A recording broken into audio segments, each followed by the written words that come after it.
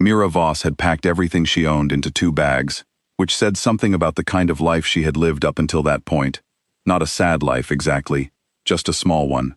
She had grown up on the edges of things, the edge of the Ashford territory, the edge of the pack's attention, the edge of what an Omega was expected to be.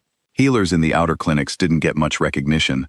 They got tired feet and long hours, and patients who thanked them quietly before slipping back into their lives.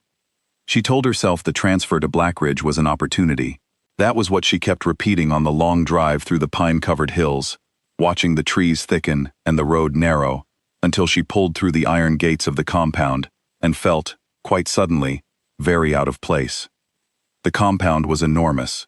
Stone buildings with dark windows, training grounds where young pack members moved with discipline and purpose, an infirmary wing that was 3 times the size of the whole clinic she had come from. A woman named Senna met her at the door, mid-40s, efficient, with the kind of smile that meant she was always busy. "You'll be in room 7, Senna said, handing her a set of keys. "Orientation tomorrow. Don't wander into the east corridor without clearance. Any questions?" Mira had about 40 questions, but Senna was already walking away.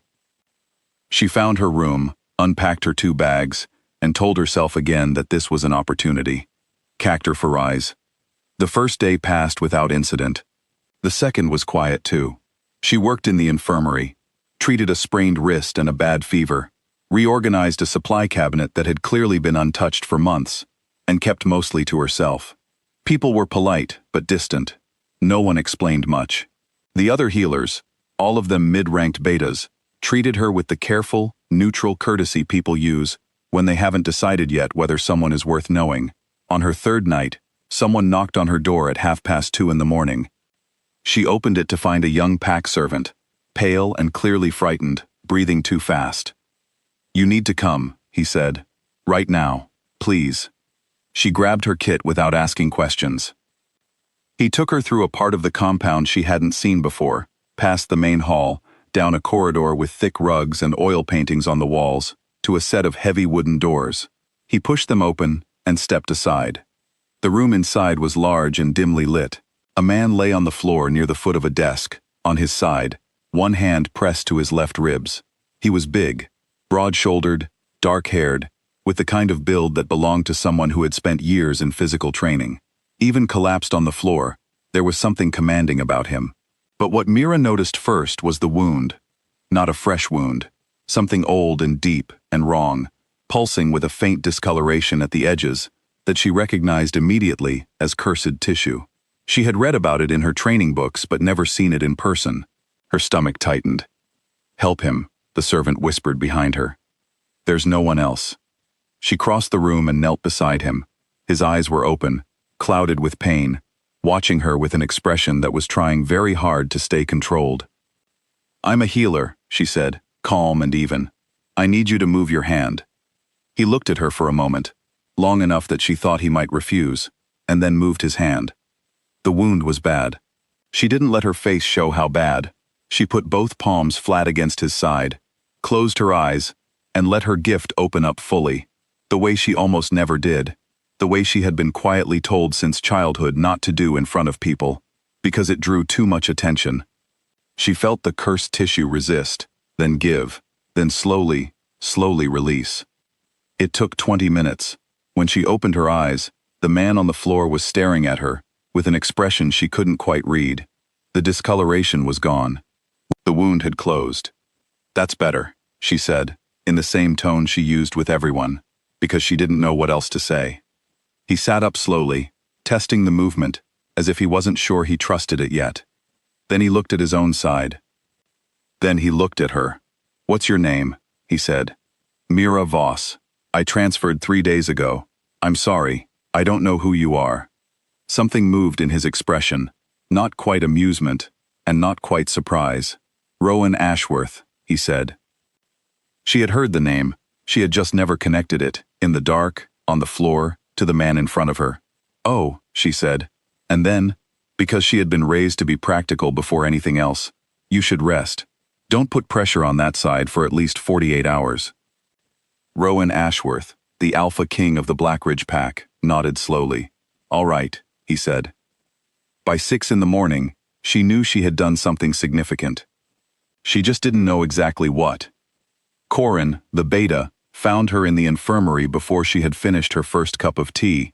He was a tall man with serious eyes, and the look of someone who had been carrying a heavy thing for a long time. "Sit down," he said, and closed the door. He told her what she should have been told before she ever walked through the compound gates: the curse. 3 years of managed decline, the secret kept from almost everyone in the pack, because the moment enemies learned the Alpha was weakened, the territory would be in danger. The bloodline believed to be the only one that could break it, a healing line that ran through the old outer clinics, nearly extinct, traced by the inner circle, and dismissed as a dead end. Mira listened without interrupting. When he finished, she set her cup down. "He was dying," she said.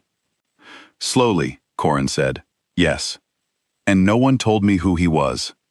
No one expected you to be called to him. The servant panicked. He wasn't supposed to come to you." She thought about this. "Then I should have been told the rules before my first night." Corin looked at her steadily. "Yes," he said, after a moment. "You should have." It wasn't quite an apology, but it was honest, and she respected that. "What happens now?" she asked. "Now," he said, "things get complicated." Gob. Complicated was a generous word for it.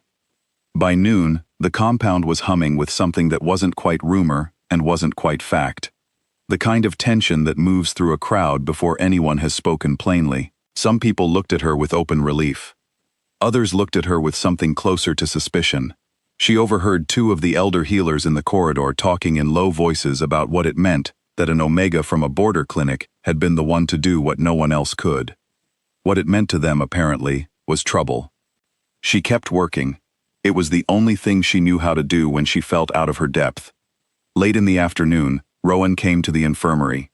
He moved like someone who had forgotten what it felt like not to be in pain, testing each step with a kind of quiet wonder. He sat in the chair across from her desk without being invited, and looked around at the neatly organized supplies. "How are you feeling?" she asked. "Like someone gave me back something I'd given up on," he said. She nodded, made a note in her record. "You're not going to ask me anything about what happened?" he said. "I have a fairly complete picture now," she said. "Corin explained this morning." "And?" She looked up. "And I wish someone had explained it before I arrived. But that's not something I can change now." She paused. "I'm glad the healing held. I wasn't certain it would." He was quiet for a moment. "You were uncertain, and you didn't show it. Showing it wouldn't have helped you." He looked at her in a way that made her feel, briefly, like she was being considered very carefully. "No," he agreed. "It wouldn't have." 3 days later, a pack delegation arrived from the east.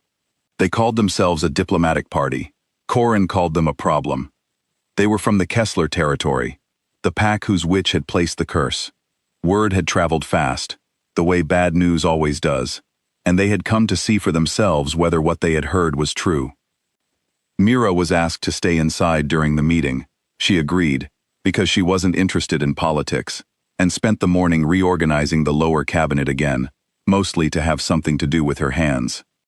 What no one told her was that the Kessler delegation had brought something with them, a carved token, small enough to hide in a coat pocket, designed to reignite a broken curse if placed within a certain distance of the original wound. They had done their research.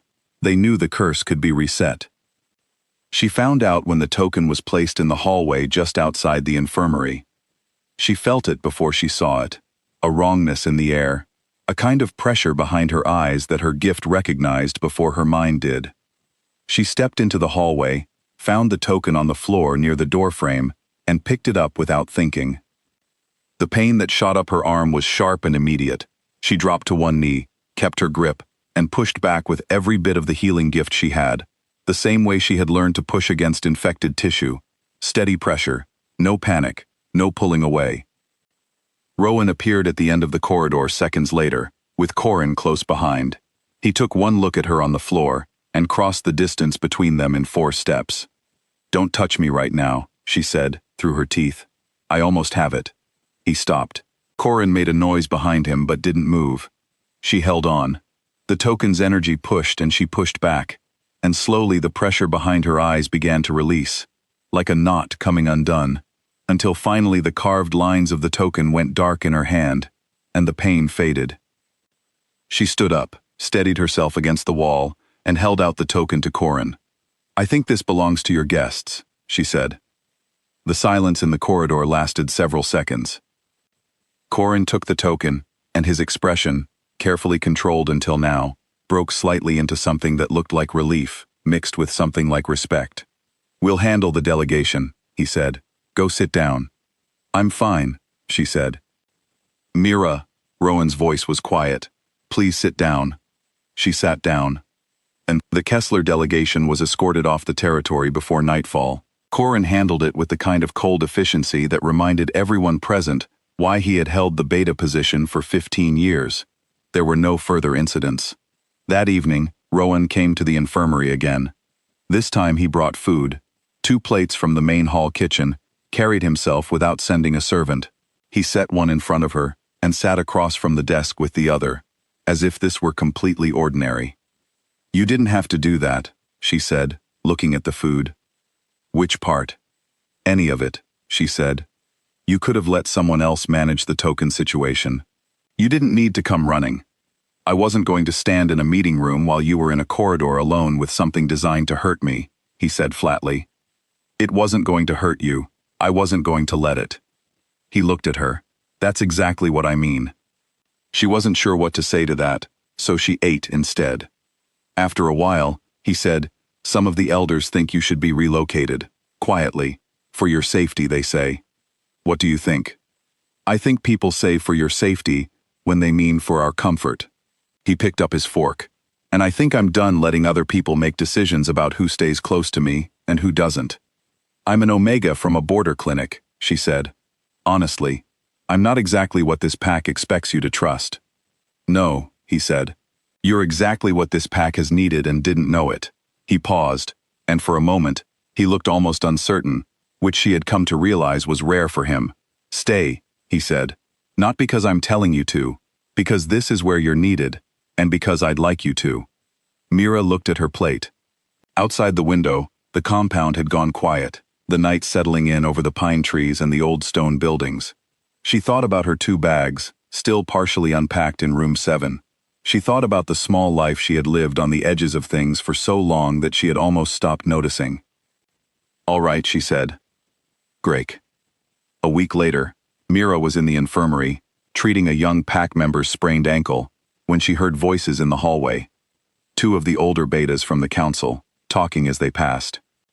"She held the token by herself," one of them said. "I've never seen anything like it." "She's Omega," the other replied. "I know what she is," the first one said. "I'm just saying, maybe that's not the whole story." They moved on down the corridor, and the sound of their voices faded. Mira finished wrapping the ankle, gave the young man instructions about rest and ice, and sent him on his way. She washed her hands at the sink and looked out the window at the training grounds below, where the afternoon light was long and golden across the grass. From somewhere down the hall, she heard measured footsteps she had already learned to recognize, and a moment later, Rhoan appeared in the doorway, leaning slightly against the frame, watching her with the calm, quiet attention she was getting used to. "Busy day?" he asked. "Average," she said. "Which I consider good." He smiled, not the controlled, careful expression he wore in front of the pack, but something easier and real. "Fair enough," he said. She turned back to the window, and the compound stretched out below her, full and alive, and she felt, for the first time in a long while, exactly where she was supposed to be.